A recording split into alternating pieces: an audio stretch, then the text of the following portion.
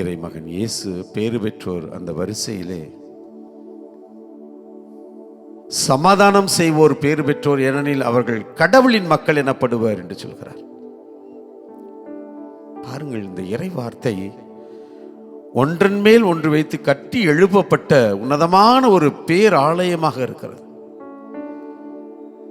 நீங்கள் என் மக்கள், நான் உங்கள் கடவுள் என்று இறைவாக்கினர் வழியாக, அரசர்களின் வழியாக வெளிப்படுத்திய அந்த ஆண்டவர் தன் மகனையே நமக்கு கொடுத்து நம்மை அன்பு செய்வதை அவர் உறுதிப்படுத்துகிறார்.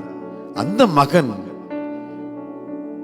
நான் உங்களை அன்பு செய்வது போல நீங்கள் ஒருவர் மற்றவரை அன்பு செய்யுங்கள், நான் என் தந்தையினுள் இருப்பது போல நீங்களும் என்னுள் நிலைத்திருங்கள்,